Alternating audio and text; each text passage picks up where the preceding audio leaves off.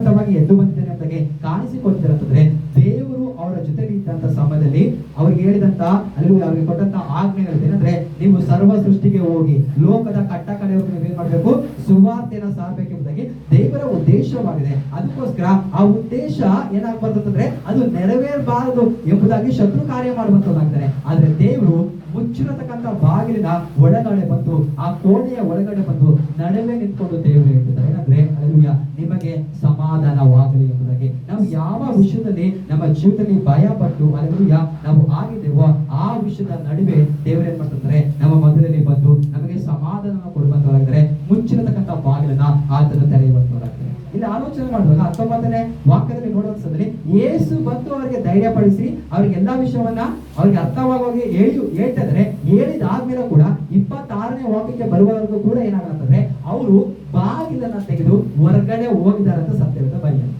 Alleluia. ಇವಾಗ ಯಾರಾದ್ರೂ ಬಂದು ನಾವು ಯಾವ್ದಾದ್ರು ಒಂದು ವಿಷಯದಲ್ಲಿ ನಾವು ದುಃಖ ಪಡ್ತಾ ಇದ್ರೆ, ಭಯ ಪಡ್ತಿದ್ರೆ, ಮನುಷ್ಯರು ಸಾಮಾನ್ಯವಾಗಿ ನಮ್ಮನ್ನ ಧೈರ್ಯ ಪಡಿಸಿದ್ರು. ಯಾರಾದ್ರೂ ಬಂದು ನಮ್ಮನ್ನ ಧೈರ್ಯ ಪಡಿಸಿದ್ರೆ ಸ್ವಲ್ಪ ಆದ್ರೂ ನಮ್ಗೊಂದು ಧೈರ್ಯ ಬರುತ್ತೆ. ಅಲ್ಲೆಲೂಯಾ. ನಾವು ಧೈರ್ಯ ತೆಗೆದುಕೊಳ್ತೀವಿ. ಧೈರ್ಯ ತೆಗೆದುಕೊಂಡು ಏನ್ ಮಾಡ್ತೀವಿ, ನಾವು ಅಂದ್ಕೊಂಡಿರ್ತಕ್ಕಂಥ ಕೆಲಸವನ್ನು ಮಾಡ್ಲಿಕ್ಕೆ ಮುಂದೆ ಹೋಗ್ತೀವಿ. ಇಲ್ಲಿ ಯೇಸು ಸ್ವಾಮಿ ಅವರೇ, ಸಾಕ್ಷಾತ್ ದೇವರಾಗಿರುವಂತವರೇ, ಭೂಮಿ ಆಕಾಶ ಉಂಟು ಮಾಡತಕ್ಕಂಥ ಸ್ವಾಮಿ ಅವರೇ ಬಂದು ಆ ಶಿಷ್ಯರಿಗೆ ಕಾಣಿಸಿಕೊಂಡು ಅವ್ರನ್ನ ಧೈರ್ಯ ಪಡಿಸಿದ್ರೆ, ಆದ್ರೂ ಕೂಡ ವಾಕ್ಯ ಬರೀತಾ ಇಲ್ಲ. ಅವರು ಆ ಮನೆಯ ಬಾಗಿಲನ್ನ ದಾಟಿ ಹೊರಗಡೆ ಬಂದಿದ್ದಾರೆ ಎಂಬುದಾಗಿ ವಾಕ್ಯ ಬರೆಯುವಂತದ್ದು. ಅಲ್ಲೆಲೂಯಾ. ಮತ್ತೆ 26ನೇ ವಾಕ್ಯಕ್ಕೆ ಬರುವಂತ ಸಮಯದಲ್ಲಿ ಮತ್ತೆ 8 ದಿನಗಳಾದ್ಮೇಲೆ ದೇವರು ಏನ್ ಮಾಡ್ತಾರೆ, ಅವರ ಮಧ್ಯದಲ್ಲಿ ಕಾಣಿಸಿಕೊಳ್ಳುವಂತವರಿದ್ದಾರೆ. ಈ ಸಮಯದಲ್ಲಿ ಈ ಒಂದು ಸಾರಿ ಮತ್ತೆ ಯಾಕೆ ಶಿಷ್ಯರಿಗೆ ದೇವರು ಕಾಣಿಸಿಕೊಳ್ಳಲಿಕ್ಕೆ ಬಂದ್ರು ಅಂತಂದ್ರೆ ಅಲ್ಲೆಲೂಯಾ, ತೋಮನನ್ನ ಅವರ ಜೊತೆಲಿ ದೇವರ ಕೆಲಸಕ್ಕೆ ಕಲಿಸ್ಲಿಕ್ಕೆ ದೇವರು ಬರುವಂತವರಾಗಿತ್ತು. ಅಲ್ಲೆಲೂಯಾ. ಅಲ್ಲಿ ಮೊದಲನೇ ಸಾರಿ ಬಂದ ಸಮಯದಲ್ಲಿ ಏನಿಲ್ಲ, ಈ ತೋಮ ಅವರು ಅವರ ಮಧ್ಯದಲ್ಲಿ ಇರಲಿಲ್ಲ. ಅಲ್ಲೆಲೂಯಾ. ಯೇಸು ಸ್ವಾಮಿ ಅವರು ನಿರ್ಧಾರ ಮಾಡಬಹುದಾಗಿತ್ತು, ತೋಮ ನಾನ್ ಬಂದಿರತಕ್ಕಂಥ ಸಮಯದಲ್ಲಿ ತೋಮ ಇಲ್ಲ, ಸರಿ ತೋಮ ಹಾಗೆ ಇದ್ಬಿಡ್ಲಿ ಎಂಬುದಾಗಿ ದೇವರೇನ್ ಮಾಡಿಲ್ಲ ಅಂತಂದ್ರೆ ಆಲೋಚನೆ ಮಾಡುವಂತ ದೇವರು ಆಗ್ಲಿಲ್ಲ. ಮತ್ತೆ ಅಲ್ಲೆಲೂಯಾ, ತೋಮನಿಗೋಸ್ಕರ ಒಂದೇ ಒಂದು ತೋಮನಿಗೋಸ್ಕರ ಮತ್ತೆ 8 ದಿನಗಳಾದ್ಮೇಲೆ ಬಂದು, ಅಂದ್ರೆ ತೋಮನನ್ನು ಕೂಡ ಈ ಮಿಷನ್ಗೆ ನಾನು ಕರೆದಿದ್ದೇನೆ, ತೋಮನ ಕೂಡ ಈ ಸೇವೆಗೆ ಕರೆದಿದ್ದೇನೆ, ಅವರು ಕೂಡ ಏನಾಗ್ಬಾರ್ದು, ಮಿಸ್ ಆಗ್ಬಾರ್ದು, ಅವರು ಕೂಡ ಪರಲೋಕ ರಾಜ್ಯದ ಸುವಾರ್ತೆನ ಸಾರಕ್ಕೆ ಹೋಗ್ಬೇಕೆಂಬುದಾಗಿ ತೋಮನಿಗೋಸ್ಕರ ತೋಮನಿಗಿದ್ದಂತ ಅನುಮಾನಗಳನ್ನ ಕ್ಲಿಯರ್ ಮಾಡಿ ಅವ್ರನ್ನ ಕೂಡ ದೇವರ ರಾಜ್ಯದಲ್ಲಿ ಕೆಲಸ ಮಾಡ್ಲಿಕ್ಕೆ ಕಳಿಸ್ಲಿಕ್ಕೆ ದೇವರು ಬರುವಂತವರಾಗ್ತಾರೆ. ಈ ಮುಂಚಾನ ವೇಳೆಯಲ್ಲಿ ದೇವರು ಈ ವಾಕ್ಯದ ಏನನ್ನ ಹೇಳಲಿಕ್ಕೆ ಬರ್ತದೆ ಅಂದ್ರೆ, ದೇವರು 1,00,000 ಜನರಿಗೋಸ್ಕರ ಅಲ್ಲ, 10,000 ಜನರಿಗೋಸ್ಕರ ಅಲ್ಲ, ತಪ್ಪಿ ಹೋಗಿರ್ತಕ್ಕಂಥ ಒಬ್ಬನಿಗೋಸ್ಕರ ಕೂಡ ದೇವರ ಮಾಡ್ತಾರೆ. ಮತ್ತೆ ಆ ದೇವರ ಕೆಲಸವನ್ನ ಮಾಡ್ಲಿಕ್ಕೆ, ಅವ್ರನ್ನ ಪ್ರೇರೇಪಿಸ್ಲಿಕ್ಕೆ, ಅವ್ರನ್ನ ಬಲಪಡಿಸ್ಲಿಕ್ಕೆ, ಆ ದೇವರ ಜೊತೆ ದೃಢವಾಗಿ ಬಲವಾಗಿ ನಿಂತುಕೊಳ್ಳುವ ಹಾಗೆ ಮಾಡ್ಲಿಕ್ಕೆ ದೇವರು ಬರುವಂತವರಾಗಿದ್ದಾರೆ. ಅಲ್ಲೆಲೂಯಾ. ದೇವರು 99 ಕುರಿಗಳನ್ನ ಮಾತ್ರ ಅದನ್ನು ಹುಡುಕಿಕೊಂಡು ಹೋಗತಕ್ಕಂಥ ಒಂದು ದೇವರಲ್ಲ. ಯಾವ ಕುರಿ ತಪ್ಪಿ ಹೋಗಿರ್ತದೋ ಆ ಕುರಿನ ಹುಡುಕಿಕೊಂಡು ಬರುವಂತ ದೇವರಾಗಿದ್ದಾರೆ. ಅದ್ರ ಅರ್ಥ ಏನಂತಂದ್ರೆ, ದೇವರು ಯಾವುದರ ಮೇಲೆ ದೃಷ್ಟಿ ಇಟ್ಟಿರತಕ್ಕಂಥ ವಿಷಯಗಳಿಗೆ ದೇವರು ಹೋಗುವಂತವರಲ್ಲ. ದೇವರು ಅಲ್ಲಿ ಸಮುದ್ರ ಪೂರ್ತಿ ಪ್ರಯಾಣ ಮಾಡ್ಕೊಂಡು ಆ ಒಂದು ದೋಣಿಯಲ್ಲಿ ಪ್ರಯಾಣ ಮಾಡ್ಕೊಂಡು ಮಧ್ಯಾಹ್ನದ ಬಿಸಿಲಲ್ಲಿ ಸಮಾರಿಯದ ಸ್ತ್ರೀ ಹತ್ರಕ್ಕೆ ಯಾಕೆ ಹೋದ್ರು ಅಂತಂದ್ರೆ, ಸಮಾರಿಯ ಸ್ತ್ರೀಯ ಮೇಲೆ ದೇವರ ದೃಷ್ಟಿ ಬಿದ್ದಿತ್ತು. ಅದಕ್ಕೋಸ್ಕರ ಆ ಒಂದು ಸ್ತ್ರೀನ ದೇವರು ಅಲ್ಲೆಲೂಯಾ ಮುಟ್ಟುವಾಗ ಒಂದು ಅಲ್ಲಿರತಕ್ಕಂಥ ಊರೇ ರಕ್ಷಣೆಗೆ ಬಂತು ಎಂಬುದಾಗಿ ದೇವರು ಅಲ್ಲೆಲೂಯಾ ಕೂಟ ಜನರಿಗೋಸ್ಕರ ಬರತಕ್ಕಂಥ ದೇವರು ಮಾತ್ರ ಅಲ್ಲ, ಯಾರ ಮೇಲೆ ದೃಷ್ಟಿ ಇಟ್ಟಿರ್ತಾರೋ ಅರ್ಥ ಮಾಡ್ಕೊಳ್ಳಿ. ದೇವರ ಒಂದು ಚಿತ್ತ ಯಾರ ಮೇಲೆ ಇರ್ತದೋ, ದೇವರ ದೃಷ್ಟಿ ಯಾರ ಮೇಲೆ ಬಿದ್ದಿರ್ತದೋ, ಆ ಒಂದು ಕಾರ್ಯವನ್ನ ನೆರವೇರಿಸಲಿಕ್ಕೆ, ಅವ್ರನ್ನ ಮತ್ತೆ ದೇವರ ನಿಲ್ಲಿಸಲಿಕ್ಕೆ ಆತನು ಬರುವಂತ ದೇವರಾಗಿದ್ದಾರೆ. ಈ ಮುಂಚಾನದಲ್ಲಿ ಆ ದೇವರ ಕಣ್ಣು, ಆ ಸೆಲೆಕ್ಷನ್ ಮಾಡತಕ್ಕಂಥ ದೇವರ ಕಣ್ಣು ನಿಮ್ಮ ಮಧ್ಯದಲ್ಲಿ ಬರಲಿ ಎಂಬುದಾಗಿ ಪ್ರಾರ್ಥಿಸುವ. ಅಲ್ಲೆಲೂಯಾ. ದೇವರ ದೃಷ್ಟಿ ಯಾರ ಮೇಲೆ ಬಿದ್ದಿದ್ಯೋ ಅಲ್ಲೆಲೂಯಾ ಅವ್ರನ್ನ ಮತ್ತೆ ಅದನ್ನು ಬಲಪಡಿಸುವಂತ ದೇವರಾಗಿದ್ದಾರೆ, ಮತ್ತೆ ಅವ್ರನ್ನ ಎತ್ತಿ ನಿಲ್ಲಿಸುವಂತವರಾಗಿದ್ದಾರೆ. ಅದಕ್ಕೆ ಸತ್ಯವಾದ ಪುಸ್ತಕದಲ್ಲಿ ಹೇಳ್ತಾರೆ ಏನಂದ್ರೆ, ನಾನು ಅಲ್ಲೆಲೂಯಾ ಶತ್ರುವೆ, ನನ್ನ ವಿಷಯವಾಗಿ ನೀನ್ ಏನ್ ಮಾಡ್ಲಿಕ್ಕೆ ಹೋಗ್ಬೇಡ, ನೀನು ಹಿಗ್ಗಕ್ಕೆ ಹೋಗ್ಬೇಡ, ನಾನು ಈಗ ಕತ್ತಲಲ್ಲಿದ್ರು ಕೂಡ ಯೆಹೋವ ದೇವರು ನನಗೆ ಬೆಳಕಾಗಿದ್ದಾನೆ, ಅವನು ನನ್ನ ಮತ್ತೆ ಪ್ರಕಾಶಿಸುವಂತೆ ಮಾಡ್ತಾನೆ ಎಂಬುದಾಗಿ ಸತ್ಯವೇದ ಪುಸ್ತಕ ಹೇಳುವಂತವರಾಗಿದ್ದಾನೆ. ಅಲ್ಲೆಲೂಯಾ. ನೀತಿವಂತರು 7 ಸಾರಿ ಬಿದ್ರು ಕೂಡ ಅವನೇನ್ ಮಾಡ್ತಾನೆ, ಮತ್ತೆ ಎದ್ದು ಬರ್ತಾನೆ. ಆದ್ರೆ ದುಷ್ಟನು ಸತ್ಯವೇದ ಬರೀತದೆ, 1 ಸಾರಿ ಬಿದ್ರೆ ಅವನೇನ್ ಮಾಡೋದಿಲ್ಲ, ಮತ್ತೆ ಎದ್ದು ಬರುವುದಿಲ್ಲ. ದೇವರ ಒಂದು ಸ್ಪೆಷಾಲಿಟಿ ಎಂತದಂತಂದ್ರೆ, ದೇವರು ಕೂಟ ಜನರಿಗೋಸ್ಕರ ಅಲ್ಲ, ಅಲ್ಲೆಲೂಯಾ, ಆತನು ಯಾರ ಮೇಲೆ ದೃಷ್ಟಿ ಇಟ್ಟಿರ್ತಾರೋ ಅವರಿಗೋಸ್ಕರ, ಒಬ್ಬ ವ್ಯಕ್ತಿಗೋಸ್ಕರ ಕೂಡ ದೇವರು ಬರುವಂತ ದೇವರಾಗಿದ್ದಾರೆ. ಯೋಬನ ಗ್ರಂಥ 31ನೇ ಅಧ್ಯಾಯದ 33-34ನೇ ವಾಕ್ಯ. ಯೋಬು ಗ್ರಂಥ 31 ಅಧ್ಯಾಯ 33-34 ವಚನ. ಯೋಬು ಗ್ರಂಥ 31 ಅಧ್ಯಾಯ 33-34. ಯೋಬನ ಗ್ರಂಥ 31ನೇ ಅಧ್ಯಾಯದ 33-34 ವಾಕ್ಯ.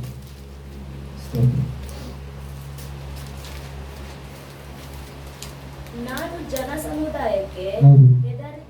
ಹೆದರಿದ್ದರಿಂದಾಗಲೇ ಕುಲೀನರ ತಿರಸ್ಕಾರವು ನನಗೆ ಭಯ ಹುಟ್ಟಿಸಿದ್ದರಿಂದಾಗಲಿ ನಾನು ಬಾಗಲು ದಾಟದೆ ಮೌನವಾಗಿದ್ದು ಸಾಮಾನ್ಯ ಜನರ ಹಾಗೆ ನನ್ನ ದ್ರೋಹಗಳನ್ನು ಮರೆಮಾಚಿ ಎದೆಯಲ್ಲಿ ನನ್ನ ಪಾಪವನ್ನು ಬಚ್ಚಿಟ್ಟುಕೊಂಡಿದ್ದರೆ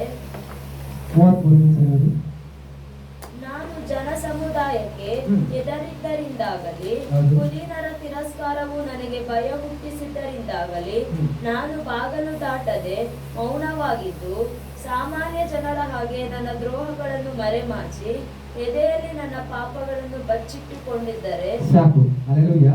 ಈ ವಾಕ್ಯದಲ್ಲಿ ನೋಡುವಾಗ ಯೋಬನ ಜೀವಿತದಲ್ಲಿ ನೋಡ್ತೀವಿ, ಅವರು ಮೌನವಾಗಿದ್ದು ಏನ್ ಮಾಡ್ತಿದ್ರು ಅಂತಂದ್ರೆ ಅವರು ಮನೆಯ ಬಾಗಿಲಿಂದ ಹೊರಗಡೆ ಬರಕ್ ಆಗ್ತಾ ಇಲ್ಲ ಎಂಬುದಾಗಿ. ಯೋಬನನ್ನ ಕೇಳಿದ್ರೆ, ಯೋಬನೇ ಯಾಕೆ ನಿನ್ನ ಜೀವಿತದಲ್ಲಿ ಇಂಥ ಒಂದು ಪರಿಸ್ಥಿತಿ ಬಂದಿದೆ, ಯಾಕೆ ನೀನು ಬಾಗಿಲನ್ನ ಮುಚ್ಚಿಕೊಂಡು, ಅಂದ್ರೆ ಬಾಗಿಲನ್ನ ದಾಟಿದಂದ್ರೆ ಅರ್ಥ ಏನಂತಂದ್ರೆ ಆ ವ್ಯಕ್ತಿ ಬಾಗಿಲನ್ನ ಮುಚ್ಚಿಕೊಂಡು ಏನ್ ಮಾಡಿದ್ರೆ ಮನೆಯ ಒಳಗಡೆ ಇದ್ದಾರೆ ಎಂದಾಗಿ. ಆ ವ್ಯಕ್ತಿನ ಯಾಕೆ ನೀನು ನಿನ್ನ ಜೀವಿತದಲ್ಲಿ ಬಾಗಿಲನ್ನ ಮುಚ್ಚಿಕೊಂಡು ಮನೆ ಒಳಗಡೆ ಕೂತಿದೆಯಾ ಎಂಬುದಾಗಿ ಕೇಳುವಾಗ ಅವ್ರು ಹೇಳ್ತಾರೆ, ನನಗೆ ವಿರುದ್ಧವಾಗಿ ಹಲ್ಲೆಲೂಯಾ ಅಪವಾದ ಮಾಡ್ತಿರುವಂತದ್ದು, ನನಗೆ ವಿರುದ್ಧವಾಗಿ ತಪ್ಪನ್ನ ಹೊರಿಸಿರುವಂತದ್ದು ಒಂದು ಮನುಷ್ಯನಲ್ಲ, ಹಲ್ಲೆಲೂಯಾ ಒಂದು ಕೂಟ ಜನರು ನಮ್ಗೆ ಏನ್ ಮಾಡ್ತಿದ್ದಾರೆ, ವಿರುದ್ಧವಾಗಿ ಏನ್ ಮಾಡ್ತಿದ್ದಾರೆ, ಷಡ್ಯಂತ್ರವನ್ನ ರೂಪಿಸುವಂತವರಾಗಿದ್ದಾರೆ. ನನಗೆ ವಿರುದ್ಧವಾಗಿ ಕೂಟ ಜನರು ಆಪಾದನೆ ಏನ್ ಮಾಡ್ತಿದ್ದಾರೆ, ನನಗೆ ಹೊರಿಸುವಂತವರಾಗಿದ್ದಾರೆ. ಅದಕ್ಕೆ 33ನೇ ವಾಕ್ಯದಲ್ಲಿ ಓದುವಾಗ ಅಲ್ಲಿ ಹೇಳ್ತಾರೆ, ನಾನು ಜನಸಮೂಹಕ್ಕೆ ಎದರಿದ್ದರಿಂದಾಗಲಿ ಕುಲಹೀನರ ತಿರಸ್ಕಾರವು ನನಗೆ ಭಯ ಹುಟ್ಟಿಸಿದ್ದರಿಂದಾಗಲಿ ಎಂಬುದಾಗಿ. ಅಂದ್ರೆ ನನಗೆ ವಿರುದ್ಧವಾಗಿರತಕ್ಕಂಥದ್ದು ಒಂದು ವ್ಯಕ್ತಿ ಅಲ್ಲ, ನನಗೆ ವಿರುದ್ಧವಾಗಿರತಕ್ಕಂಥದ್ದು ಒಂದು ಸಮೂಹ ಎಂಬುದಾಗಿ. ಹಲ್ಲೆಲೂಯಾ. ಯಾರದೋ ಜೀವಿತದಲ್ಲಿ ಈ ರೀತಿಯಾಗಿ ಕೂಡ ಯಾರೋ ತಮ್ಮ ಜೀವಿತದಲ್ಲಿ ಇಂಥ ಒಂದು ಪರಿಸ್ಥಿತಿಯಲ್ಲೂ ಕೂಡ ಹೋಗ್ತಾ ಇರ್ಬೋದು. ಏನಂದ್ರೆ ನನಗೆ ವಿರುದ್ಧವಾಗಿ ಒಂದು ಮನುಷ್ಯ ಅಲ್ಲ, ಒಂದು ಗುಂಪು ಅಥವಾ ಒಂದು ಜನಾಂಗನೇ ವಿರುದ್ಧವಾಗಿ ಏನ್ ಮಾಡ್ತದೆ, ನನ್ನನ್ನ ಕೆಳಗಡೆ ಬೀಳಿಸ್ಬೇಕೆಂಬುದಾಗಿ, ನಾನು ಮನೆಯಿಂದ ಹೊರಗಡೆ ಬರಲೇಬಾರದು ಎಂಬುದಾಗಿ ಅವ್ರೇನ್ ಮಾಡ್ತಾರೆ, ಸಂಚನ್ನ ರೂಪಿಸುವಂತವರಾಗಿದ್ದಾರೆ. ಆದ್ರೆ ಈ ಮುಂಚಾನೆ ವೇಳೆ ದೇವರು ಹೇಳತಕ್ಕಂಥ ಮಾತೇನಂತಂದ್ರೆ, ದೇವರ ಸಾನ್ನಿಧ್ಯದಲ್ಲಿ ಇರತಕ್ಕಂಥ ಯೋಬನು, ದೇವರ ಸಮ್ಮುಖದಲ್ಲಿ ಪ್ರತಿ ಮುಂಚಾನೆ ವೇಳೆದ್ದು ಪ್ರಾರ್ಥನೆ ಮಾಡ್ತಕ್ಕಂಥ ಯೋಬನು, ತನ್ನ ಮಕ್ಕಳನ್ನ ಪರಿಶುದ್ಧಪಡಿಸಿ ಪ್ರಾರ್ಥನೆ ಮಾಡ್ತಕ್ಕಂಥ ಯೋಬನು, ತನ್ನ ಮಕ್ಕಳು ದೇವರ ಹೃದಯದಲ್ಲಿ ದೋಷಿಸಿದ್ದಾರೆ ಎಂಬುದಾಗಿ ಅದನ್ನ ಆ ರೀತಿಯಾಗಿ ಆಗಿರ್ಬೋದ ಎಂಬುದಾಗಿ ಮಕ್ಕಳನ್ನ ಶುದ್ಧಿಪಡಿಸ್ತಕ್ಕಂಥ ಯೋಬನು ಯಾವಾಗಲೂ ಬಾಗಿಲನ್ನ ಮುಚ್ಚಿಕೊಂಡು ಮೌನವಾಗಿ ಮನೆ ಒಳಗಡೆ ಇರ್ಲಿಕ್ಕೆ ದೇವರು ಬಿಡೋದಿಲ್ಲ ಎಂಬುದಾಗಿ. ಹಲ್ಲೆಲೂಯಾ. ಆ ಯೋಬನು ಯಾವತ್ತು ತನ್ನ ಬಾಗಿಲನ್ನ ಮುಚ್ಚಿಕೊಂಡು ಮೌನವಾಗಿ ಮನೆ ಒಳಗಡೆ ಇರ್ಲಿಕ್ಕೆ ದೇವರು ಬಿಡೋದಿಲ್ಲ. ಆ ವ್ಯಕ್ತಿನ ಏನ್ ಮಾಡ್ತಾರೆ ಅಂತಂದ್ರೆ ದೇವರು ಹೊರಗಡೆ ಕರ್ಕೊಂಡು ಬರುವಂತ ದೇವರು ಆಗಿದ್ದಾರೆ ಎಂಬುದಾಗಿ.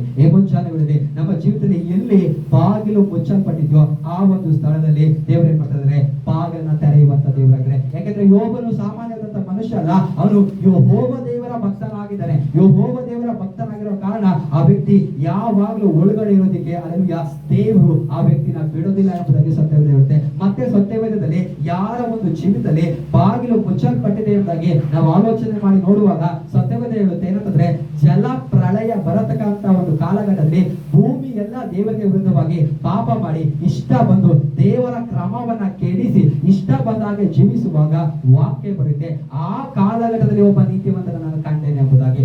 ಆ ವ್ಯಕ್ತಿಯ ಹೆಸರೇ ನೋಹನ್ ಎಂಬುದಾಗಿ ಸತ್ಯವೇದ ಹೇಳುತ್ತೆ. ಆ ಕಾಲಘಟ್ಟದಲ್ಲಿ ಎಲ್ಲರೂ ದೇವರಿಗೆ ವಿರುದ್ಧವಾಗಿ ಪಾಪ ಮಾಡುವಾಗ ನೋಹ ಮತ್ತೆ ನೋಹನ ಕುಟುಂಬದ ಮೇಲೆ ದೇವರ ದಯೆ ಬಂತು ಎಂಬುದಾಗಿ ಸತ್ಯವೇದದಲ್ಲಿ ಸುಮ್ಮನೆ ಬರ್ದಿರೋ ಹಾಗೆ ದಯೆ ಅಲ್ಲ, ಅದು ದೇವರ ಕೃಪೆ. ದೇವರ ಕೃಪೆ ಅನ್ನತಕ್ಕಂಥದ್ದು ಒಬ್ಬ ವ್ಯಕ್ತಿಯ ಮೇಲೆ ಸಾಮಾನ್ಯವಾಗಿ ಬರೋದಿಲ್ಲ. ದೇವರಲ್ಲಿ ಎರಡು ತಕ್ಕಡಿಯ ರೀತಿಯಲ್ಲಿ ಇಟ್ಟು ಆಲೋಚನೆ ಹೇಳುವಂತಂದ್ರೆ, ಒಂದು ತಕ್ಕಡಿನ ಲೋಕದಲ್ಲಿರತಕ್ಕಂಥ ಜನರನ್ನ ತೂಗಿ, ಇನ್ನೊಂದು ತಕ್ಕಡಿಯಲ್ಲಿ ನೋಹನು ಮತ್ತೆ ನೋಹನ ಕುಟುಂಬನ ಅಲ್ಲಿ ತೂಗಿ ಹೇಳುವಂತಂದ್ರೆ, ಲೋಕನೇ ಒಂದು ತಕ್ಕಡಿಯಲ್ಲಿ ಹಾಕಿದ್ರೆ ನೋಹ ಮತ್ತೆ ನೋಹನ ಕುಟುಂಬನೇ ಇನ್ನೊಂದು ಕಡೆಗಿದೆ. ಲೋಕನೇ ಪಾಪ ಮಾಡ್ಕೊಂಡು ಇಷ್ಟ ಬಂದಾಗೆ ಜೀವಿಸುವಾಗ ಈ ಒಂದು ನೋಹನ ಕುಟುಂಬದವರು ನನ್ನ ಮುಂದೆಗಡೆ ನೀತಿವಂತರಾಗಿದ್ದಾರೆ ಎಂಬುದಾಗಿ. ಅದಕ್ಕೆ ಕೃಪೆ ಅನ್ನತಕ್ಕಂಥದ್ದು ಸುಮ್ಮನೆ ಬರತಕ್ಕಂಥದ್ದಲ್ಲ. ಯಾರು ದೇವರು ಹೇಳಿದ ಪ್ರಕಾರವಾಗಿ ಜೀವಿಸಿದ್ರೋ ಅವರ ಮೇಲ್ಗಡೆ ಕೃಪೆ ಬರ್ತದೆ ಎಂಬುದಾಗಿ, ಅವರ ಮೇಲ್ಗಡೆ ದೇವರ ದಯೆ ಬರುತ್ತೆ ಎಂಬುದಾಗಿ, ಅವರಿಗೆ ದೇವರ ಕರುಣೆ ದೊರಕುತ್ತೆ ಎಂಬುದಾಗಿ ಸತ್ಯವೇದ ಹೇಳುತ್ತೆ. ಹಲ್ಲೆಲೂಯಾ. ಆ ನೋಹನ ಹತ್ರ ಬಂದು ದೇವರು ಹೇಳ್ತಾರೆ, ನಾನು ನನಗೆ ಇಷ್ಟ ಇಲ್ಲದ ಹಾಗೆ ಜೀವಿಸಿರತಕ್ಕಂಥ ಈ ಜನರನ್ನೆಲ್ಲ ಏನ್ ಮಾಡ್ತೀನಿ, ಹಲ್ಲೆಲೂಯಾ, ಈ ಜಲಪ್ರಳಯದಿಂದ ಇವರೆಲ್ಲರನ್ನ ನಾಶ ಮಾಡ್ಲಿಕ್ಕೆ ಹೋಗ್ತಾ ಇದ್ದೇನೆ. ಅದಕ್ಕೋಸ್ಕರ ಏನೇನ್ ಮಾಡು, ನಾವೇನ ಸೃಷ್ಟಿ ಮಾಡಿ ನಾವೇನ ರೆಡಿ ಮಾಡಿ ಅದರ ಒಳಗಡೆ ಎಲ್ಲ ಗಂಡು ಹೆಣ್ಣು ಏನ್ ಮಾಡು, ಎಲ್ಲ ಪ್ರಾಣಿ ಪಕ್ಷಿಗಳ ಅದರ ಒಳಗಡೆ ಸೇರಿಸಿ ಮಾಡು, ನೀನು ನಿನ್ನ ಕುಟುಂಬದವರು ಆ ಒಂದು ನಾವೇ ಒಳಗಡೆ ಹೋಗ್ಬೇಕೆಂಬುದಾಗಿ. ನೋಹ ಅವರು ದೇವರು ಹೇಳಿದ ಪ್ರಕಾರವಾಗಿ ನಾವೇನು ಕಟ್ತಾರೆ, ಅದೇ ರೀತಿಯಾಗಿ ಜನರಿಗೆ ಸುವಾರ್ತೆ ಕೂಡ ಸಾರ್ತಾರೆ. ಏನಂದ್ರೆ ದೇವರು ಜಲಪ್ರಳಯದಿಂದ ಈ ಒಂದು ಪ್ರಪಂಚವನ್ನ ನಾಶ ಮಾಡ್ಲಿಕ್ಕೆ ಹೋಗ್ತಾ ಇದ್ದಾರೆ ಎಂಬುದಾಗಿ. ಆಗಿನ ಕಾಲಘಟ್ಟದ ಜನರಿಗೆ ಜಲಪ್ರಳಯ ಏನಂದ್ರೆ ಎಂಬುದಾಗಿ ಅವ್ರಿಗೆ ಗೊತ್ತಿಲ್ಲ. ಮಳೆ ಎಂಬುದಂದ್ರೆ ಮಳೆ ಹೇಗೆ ಬರುತ್ತೆ ಎಂಬುದಾಗಿ ಅವರು ನೋಡೇ ಇಲ್ಲ. ಅದಕ್ಕೆ ಅವ್ರು ಹೇಳ್ತಾರೆ, ನೋಡದೇ ಇರತಕ್ಕಂತ ಒಂದು ಕಾರ್ಯವನ್ನ, ಮಳೆ ಹೇಗ್ ಬರ್ತದೆ ನಿನಗೂ ಗೊತ್ತಿಲ್ಲ, ಜಲಪ್ರಳಯ ಹೇಗ್ ಬರ್ತದೆ ನಿನಗೂ ಗೊತ್ತಿಲ್ಲ, ನೋಡಿರಂತ ಕಾರ್ಯವನ್ನ ಹೇಗೆ ನಂಬುವಂತದ್ದು ಎಂಬುದಾಗಿ ನೋಹನ ಕಾಲದಿಂದ ಜನರು ವಾಕ್ಯ ಹೇಳುತ್ತೆ, ಅವರು ತಿನ್ನುತ್ತಿದ್ರು, ಕುಡಿತಿದ್ರು, ಮದುವೆ ಮಾಡಿ ಕೊಡ್ತಾ ಇದ್ರು, ಅವ್ರಿಗೆ ಇಷ್ಟ ಬಂದ ಹಾಗೆ ಜೀವಿಸ್ತಾ ಇದ್ರು. ಆದ್ರೆ ಜಲ ಪ್ರಳಯ ಬಂದು ಎಲ್ಲರನ್ನ ಬಡ್ಕೊಂಡು ಹೋಯ್ತು ಎಂಬುದಾಗಿ ಸತ್ಯವೇದ ಬರೆಯುತ್ತೆ. ಹಲ್ಲೆಲೂಯಾ. ಆ ಒಂದು ಸಮಯದಲ್ಲಿ ಸತ್ಯವೇದ ಬರೆಯುತ್ತೆ ಏನಂದ್ರೆ, ನೋಹನ ಕುಟುಂಬವನ್ನ ಯೆಹೋವ ದೇವರು ನಾವೇ ಒಳಗಡೆ ಸೇರಿಸಿ ಏನ್ ಮಾಡೋದಂದ್ರೆ ಬಾಗಿಲನ್ನ ಮುಚ್ಚಿದ್ರು ಎಂಬುದಾಗಿ. ಹಲ್ಲೆಲೂಯಾ. ಇಲ್ಲಿವರೆಗೂ ಮನುಷ್ಯರು ಹೋಗಿ ಬಾಗಿಲನ್ನ ಮುಚ್ಕೊಂಡಿದ್ದಾರೆ ಎಂಬುದಾಗಿ ಸತ್ಯವೇದದಲ್ಲಿ ಕೇಳ್ತಾ ಬರ್ತಿದ್ವಿ. ಆದ್ರೆ ವಾಕ್ಯ ಹೇಳುತ್ತೆ ದೇವರು ಬಾಗಿಲನ್ನ ಮುಚ್ಚಿದ್ರು ಎಂಬುದಾಗಿ. ಹೌದು, ದೇವರು ನಮ್ಮ ಜೀವಿತಕ್ಕೆ ಬಾಗಿಲನ್ನ ಮುಚ್ಚುತ್ತಾರ ಅಂತ ನಾವು ಕೇಳಿದ್ರೆ ಖಂಡಿತವಾಗಿಯೂ ನಮಗೆ ನಷ್ಟ ಸಂಭವಿಸಬಾರದು ಎಂಬುದಾಗಿ, ಲೋಕದವರೊಟ್ಟಿಗೆ ಸೇರಿ ನಮಗೆ ತೀರ್ಪು ಉಂಟಾಗಬಾರದು ಎಂಬುದಾಗಿ, ಲೋಕದವರಿಗೆ ಬರತಕ್ಕಂಥ ನಷ್ಟದಲ್ಲಿ ನಮ್ಗೆ ಅದೇನಾಗಬಾರ್ದು, ಆ ನಷ್ಟ ನಮ್ಮನ್ನ ಮುಟ್ಟಬಾರದು ಎಂಬುದಾಗಿ ದೇವರು ನಮ್ಮನ್ನ ಕಾಪಾಡ್ಲಿಕ್ಕೋಸ್ಕರ, ನಮಗೆ ಸಂರಕ್ಷಣೆ ಉಂಟು ಮಾಡ್ಲಿಕ್ಕೋಸ್ಕರ ದೇವರು ಏನ್ ಮಾಡ್ತಾರೆ ಅಂತಂದ್ರೆ ಅವರು ನಮ್ಮ ಜೀವಿತಕ್ಕೆ ಬಾಗಿಲನ್ನ ಮುಚ್ಚುವಂತವರಾಗಿದ್ದಾರೆ. ಕರಗಣತಿ ದೇವರಿಗೆ ಮಹಿಮೆ ಸಲ್ಲಿಸ್ತಾರೆ. ಯಾಕಂದ್ರೆ ನಮ್ಮ ಜೀವಿತಕ್ಕೆ ನಷ್ಟ ಸಂಭವಿಸಬಾರದು ಎಂಬುದಾಗಿ ನಾವು ಹೋಗಿ ಬಾಗಿಲನ್ನ ಮುಚ್ಚಿಕೊಳ್ಳುವಂತದ್ದಲ್ಲ. ವಾಕ್ಯ ಇರುತ್ತೆ, ನೋಹ ಮತ್ತೆ ನೋಹನ ಕುಟುಂಬವನ್ನು ಒಳಗಡೆ ಸೇರಿಸಿ ಯೆಹೋವ ದೇವರು ಏನ್ ಮಾಡಿದ್ರು ಅಂತಾರೆ ಬಾಗಿಲನ್ನ ಮುಚ್ಚಿದ್ದಾರೆ ಎಂಬುದಾಗಿ. ಆ ಜಲಪ್ರಳಯ ಬಂದಾಗ ನೋಹನ ನಾವೇ ಬಳಿಯಲ್ಲಿ ಬಂದು ಜನರೇಟ್ ಮಾಡಿರೋದು, ನೋಹ ನಮಗೂ ಕೂಡ ಕದವನ್ನ ತೆಗೆಯುವುದಾಗಿ ಅವರು ಕದವನ್ನ ತಟ್ಟಿರ್ಬೋದು. ಯಾಕಂದ್ರೆ ಬೀಗದ ಕೈ ಯಾರ ಕೈಲಿಲ್ಲ ಅಂತಂದ್ರೆ ನೋಹನ ಕೈ ಇರಲಿಲ್ಲ. ಯಾಕಂದ್ರೆ ನೋಹನು ಸಾಮಾನ್ಯ ಮನುಷ್ಯನಾಗಿದ್ರೆ ಒಂದು ಸಮಯದಲ್ಲಿ ಅವರು ಮನವರಿಗೆ ಕೂಡ ಯಾರಿಗಾದ್ರೂ ಸಹಾಯ ಮಾಡೋಣ ಎಂಬುದಾಗಿ ಆ ಒಂದು ಬಾಗಿಲನ್ನ ತೆರೆಯೋದಕ್ಕೆ ಹೋಗ್ಬೋದು ಎಂಬುದಾಗಿ ದೇವರ ಅಂದ್ಕೊಂಡು ಏನ್ ಮಾಡಿದ್ರು ಅಂದ್ರೆ ನೋಹನನ್ನ ಮಾತ್ರನೇ, ಅವರ ಕುಟುಂಬವನ್ನ ಮಾತ್ರನೇ ರಕ್ಷಣೆ ಮಾಡಿ ಬಾಗಿಲನ್ನ ದೇವರು ಮುಚ್ಚುವಂತವರಾಗಿದ್ದಾರೆ. ಇವತ್ತು ತಿಳ್ಕೊಳ್ಬೇಕು, ದೇವರು ನಮ್ಮ ಜೀವಿತದಲ್ಲಿ ಆತನು ಬಾಗಿಲನ್ನ ಮುಚ್ಚುತ್ತಾದ್ರೆ ಕಾರಣ ಏನಂತಂದ್ರೆ ಇನ್ನೊಬ್ಬರ ಸಂಗಡ, ಹಲ್ಲೆಲೂಯಾ, ಲೋಕದವರಿಗೆ ಬರತಕ್ಕಂತ ಒಂದು ತೀರ್ಪಿನಲ್ಲಿ, ಲೋಕದವರಿಗೆ ಬರತಕ್ಕಂತ ಒಂದು ನಷ್ಟ ನಮ್ಮ ಜೀವಿತದಲ್ಲಿ ಸಂಭವಿಸಬಾರದು ಎಂಬುದಾಗಿ ದೇವರು ಏನ್ ಮಾಡ್ತಾರೆ, ನಮ್ಮ ಜೀವಿತಕ್ಕೋಸ್ಕರ ಆತನು ಬಾಗಿಲನ್ನ ಮುಚ್ಚಿ ನಮ್ಮನ್ನ ಸಂರಕ್ಷಣೆ ಮಾಡತಕ್ಕಂಥ ದೇವರು ಆಗಿದ್ದಾರೆ. ಹಲ್ಲೆಲೂಯಾ. ಆದಿಕಾಂಡದ ಪುಸ್ತಕ 9ನೇ ಅಧ್ಯಾಯದ 1ನೇ ವಾಕ್ಯ. ಆದಿಕಾಂಡದ 9ನೇ ಅಧ್ಯಾಯ 1ನೇ ವಚನ. ಆದಿಕಾಂಡ 9ನೇ ಅಧ್ಯಾಯದ 1ನೇ ವಾಕ್ಯ.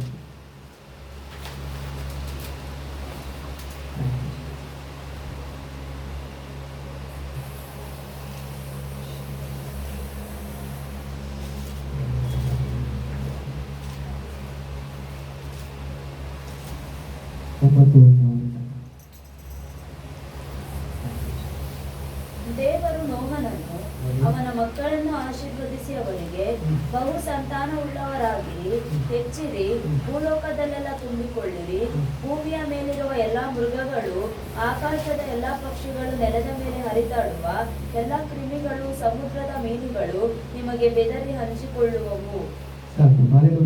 ಈ ವಾಕ್ಯದಲ್ಲಿ ಏನನ್ನ ದೇವರು ಹೇಳುವಂತವರಾಗಿದ್ದಾರೆ ಅಂತಂದ್ರೆ, ದೇವರು ನಮ್ಮನ್ನ ಮಾತ್ರ ಆಶೀರ್ವಾದವಾಗಿರ್ಲಿಕ್ಕೆ ಕರೆದಿರತಕ್ಕಂಥ ದೇವರಲ್ಲ, ದೇವರು ನಮ್ಮನ್ನ ಕರೆದಿರುವಂತದ್ದು ನಾವು ಆಶೀರ್ವಾದವಾಗಿರ್ಬೇಕು, ನಾವು ಆಶೀರ್ವಾದವನ್ನು ಹೊಂದಿಕೊಳ್ಬೇಕು. ಅದು ಮಾತ್ರ ಅಲ್ಲದೆ ನಾವು ಇನ್ನೊಬ್ಬರಿಗೆ ಆಶೀರ್ವಾದವನ್ನ ಮಾಡುವಂತವರಾಗಿರ್ಬೇಕು ಎಂಬುದಾಗಿ. ದೇವರ ಮಕ್ಕಳಾದಂತ ನಾವು ಆಶೀರ್ವಾದವಾಗಿರ್ಬೇಕು, ನಮ್ಮ ಜೀವಿತಕ್ಕೂ ಸಮೃದ್ಧಿ ಬೇಕು. ಅದೇ ರೀತಿಗೆ ಅಷ್ಟಕ್ಕೆ ಮಾತ್ರ ನಾವು ನಿಲ್ಲದೆ ನಾವೇನ್ ಮಾಡ್ಬೇಕಂದ್ರೆ ಇನ್ನೊಂದು, ಹಲ್ಲೆಲೂಯಾ, ಮಕ್ಕಳಿಗೂ ಕೂಡ, ಇನ್ನೊಂದು ಜನಾಂಗದವರಿಗೂ ಕೂಡ, ಇನ್ನೊಬ್ಬರಿಗೂ ಕೂಡ ನಮ್ಮ ಜೀವಿತದಿಂದ ಆಶೀರ್ವಾದ ಹೋಗ್ಬೇಕೆಂಬುದಾಗಿ ದೇವರು ಬಯಸುವಂತ ದೇವರು ಆಗಿದ್ದಾರೆ. ದೇವರು ನಮ್ಮನ್ನ ಆಶೀರ್ವಾದ ಮಾಡ್ತಾ ಇದ್ದಾರೆ ಅಥವಾ ಮಾಡಿದಾರೆ ಅಂತಂದ್ರೆ ಸುಮ್ಮನೆ ನಾವು ಮಾತ್ರ ನಮ್ಮ ಜೀವಿತಕ್ಕೆ ಮಾತ್ರನೇ ನಾವು ಸ್ವಾರ್ಥಿಗಳಾಗಿ ಇರಬೇಕು ಅಂತ ಅಲ್ಲ, ದೇವರು ನಮ್ಮನ್ನ ಇನ್ನೊಬ್ಬರಿಗೆ ಆಶೀರ್ವಾದವಾಗಿ ಇರಬೇಕೆಂಬುದಾಗಿ ದೇವರು ನಮ್ಮನ್ನ ಆಶೀರ್ವಾದ ಮಾಡ್ತಾರೆ. ಇವತ್ತು ಆ ವಿಷಯದಲ್ಲಿ ಅನೇಕ ಜನರು ಏನ್ ಮಾತಾಡ್ತಾರೆ, ದೇವರು ನಮ್ಮನ್ನ ಆಶೀರ್ವಾದ ಮಾಡಿ ಅಂತ ಆಸೆ ಪಡ್ತಾರೆ. ದೇವರ ಆಶೀರ್ವಾದ ಬಂದರೆ ಅವರ ಜೀವಿತದಿಂದ ಇನ್ನೊಬ್ಬರಿಗೆ ಆಶೀರ್ವಾದ ಹೋಗ್ತಾ ಇದೆ ಅಂತಂದ್ರೆ ಅವರ ಆ ಒಂದು ವಿಷಯದಲ್ಲಿ ಅವ್ರೇನ್ ಮಾಡುವಂತವ್ರಾದ್ರೆ ಅಷ್ಟಕ್ಕೆ ಅವರು ತಮ್ಮ ಜೀವಿತವನ್ನ ಕುಂಠಿತಗೊಳಿಸಿಕೊಳ್ಳುವಂತವ್ರಾಗ್ತಾರೆ. ಆ ರೀತಿಯಾಗೆಲ್ಲ ಸತ್ಯಗಳು ಹೇಳುವಂಥದ್ದು, ದೇವರು ನಾವು ಕ್ರಿಸ್ತನಲ್ಲಿ ಆಶೀರ್ವಾದವಾಗಿರ್ಬೇಕು. ಅದು ಮಾತ್ರ ಅಂದ್ರೆ ನಮ್ಮಿಂದ ಕೂಡ ಇನ್ನೊಬ್ಬರಿಗೆ ಏನಾಗ್ಬೇಕಂತಂದ್ರೆ ಆ ಆಶೀರ್ವಾದ ಹೋಗುವಂತದ್ದಾಗಿರ್ಬೇಕು.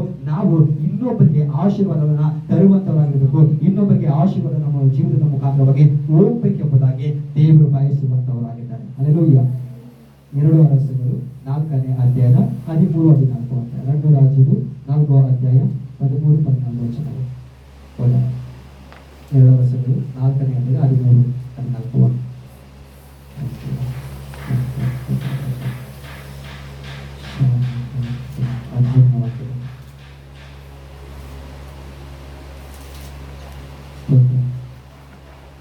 ಆದರೆ ಹೌದು. ಗೆಹಜಿಯ ಮುಖಾಂತರವಾಗಿ ಆಕೆಯನ್ನು, ಹಾ. ನೀನು ಕಷ್ಟಪಟ್ಟು ನಮಗೆ ಇಷ್ಟೆಲ್ಲ ಉಪಕಾರ ಮಾಡಿದಿ, ಹೌದು. ನಾನು ನಿನಗೆ ಯಾವ ಪ್ರತ್ಯುಪಕಾರ ಮಾಡಲಿ? ನಿನಗೋಸ್ಕರವಾಗಿ ಅರಸನ ಮುಂದಾಗಲಿ ಹ್ಮ್. ಸೇನಾಪತಿಯ ಮುಂದಾಗಲಿ ಮಾತಾಡಬೇಕು ಎಂದು ಕೇಳಲು ಆಕೆಯು, ಹೌದು. ನಾನು ಸ್ವಕುಲದವರ ಮಧ್ಯದಲ್ಲಿ ಸುಖವಾಗಿದ್ದೇನೆ ಎಂದು ಉತ್ತರ ಕೊಟ್ಟಳು. ಸಾಕು. ಹಲ್ಲೆಲೂಯಾ. ಈ ವಾಕ್ಯದಲ್ಲಿ ದೇವರು ಏನನ್ನ ಹೇಳಿಕೆ ಬರ್ತದೆ ಅಂತ ಆಲೋಚನೆ ಮಾಡುವಾಗ ನಾವು ಮೊದಲದಾಗಿ ನೋಡಿದ್ವಿ, ಒಂದು ಸ್ತ್ರೀಯ ಜೀವಿತದಲ್ಲಿ ಎಲೀಷಾ ಪ್ರವಾದಿ ಹತ್ರ ಬಂದ್ಬಿಟ್ಟು ಏನಂದ್ರೆ, ನಿನ್ನ ಸೇವಕನಾಗಿರತಕ್ಕಂಥ ನನ್ನ ಗಂಡನ ಏನಾಗಿದ್ದಾರೆ, ಅವರು ಮರಣ ಹೊಂದಿದ್ದಾರೆ. ಇವಾಗ ಸಾಲಗಾರರು ಬಂದು ನನ್ನ ಮಕ್ಕಳು ಏನ್ ಮಾಡಿದ್ದಾರೆ, ಅವರು ಜೀತಕ್ಕೆ ಕರ್ಕೊಂಡು ಹೋಗ್ಬೇಕೆಂಬುದಾಗಿ ಅನ್ಕೊಂಡಿದ್ದಾರೆ ಅಂತ ಹೇಳುವಾಗ ಆ ಸ್ತ್ರೀಗೆ ಪ್ರವಾದಿಯಿಂದ ಒಂದು ಆಲೋಚನೆ ಹೇಳ್ತಾರೆ, ದೇವರಾತ್ಮದಿಂದ ಒಂದು ಆಲೋಚನೆ ಹೇಳ್ತಾರೆ. ಏನಂದ್ರೆ, ನೀನು ಸಿಕ್ಕುವಂತ ಎಲ್ಲ ಪಾತ್ರೆಗಳನ್ನು ಕೂಡಿಸಿಕೊಂಡು ಹೋಗಿ ಏನ್ ಮಾಡು, ನಿನ್ನ ಮನೆ ಒಳಗಡೆ ಬಾಗಿಲಾಕಿಕೊಂಡು ಎಣ್ಣೆನ ಉಯ್ಯಿ, ಅದು ಮಲ್ಟಿಪ್ಲಿಕೇಶನ್ ಆಗ್ತದೆ, ಅದು ಹೆಚ್ಚಾಗ್ತದೆ. ಆ ಎಣ್ಣೆನ ಮಾರಿ ಏನ್ ಮಾಡು, ಸಾಲವನ್ನ ತೀರಿಸಿರ್ತದೆ. ಮುಚ್ಚಿರತಕ್ಕಂಥ ಬಾಗಿಲನ್ನ ತೆರೆಯತಕ್ಕಂಥ ಒಂದು ಸಮಯ ಬಂದಾಗ ದೇವರು ಅದ್ಭುತವನ್ನ ಮಾಡಿ ಹೊರಗಡೆ ಕರ್ಕೊಂಡು ಬರ್ತಾರೆ ಅಂತಾಗಿ. ಮುಚ್ಚಿರುವಂತ ಬಾಗಿಲು ತೆರೆಯುವಂಥದ್ದು ಸುಮ್ಮನೆ ಅಲ್ಲ, ಅದರಿಂದ ಅದ್ಭುತಗಳು ನಡೆದೇ ಏನ್ ಮಾಡ್ತದೆ, ಹೊರಗಡೆ ಬರುವ ಹಾಗೆ. ಅಲ್ಲೆಲೂಯಾ.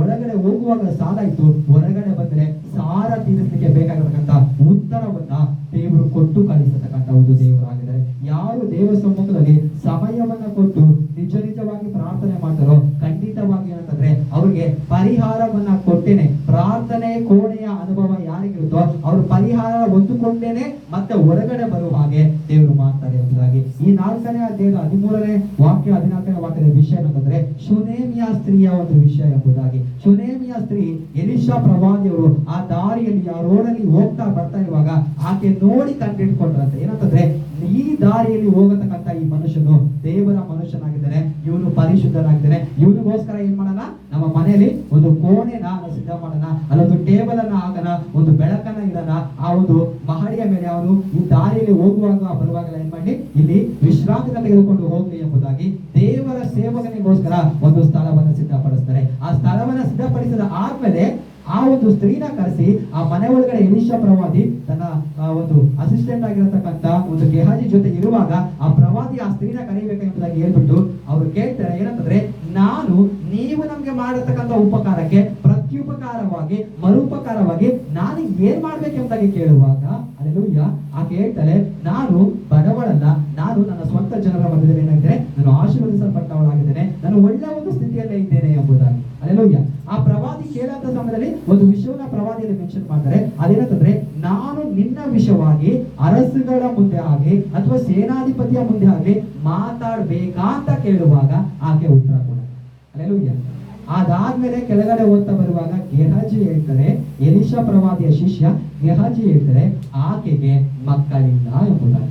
ಇಲ್ಲಿ ವಿಷಯ ಏನಂತಂದ್ರೆ, ಎಲೀಷಾ ಪ್ರವಾದಿಯವರೇ ನೇರವಾಗಿ ಕೇಳ್ತಿದ್ದಾರೆ, ನಾನು ನಿನಗೆ ಯಾವ ರೀತಿಗೆ ಸಹಾಯ ಮಾಡ್ಬೇಕು ಅಂತ ಕೇಳತಕ್ಕಂಥ ಸಮಯದಲ್ಲಿ ಆಕೆ ಹೇಳ್ಬೋದಿತ್ತಲ್ಲ, ಏನಂತಂದ್ರೆ ನನಗೆ ಮಕ್ಕಳಿಲ್ಲ ಸ್ವಾಮಿ ಎಂಬುದಾಗಿ ಒಂದು ವಿಷಯವನ್ನ ಹೇಳ್ಬೋದಿತ್ತಲ್ಲ.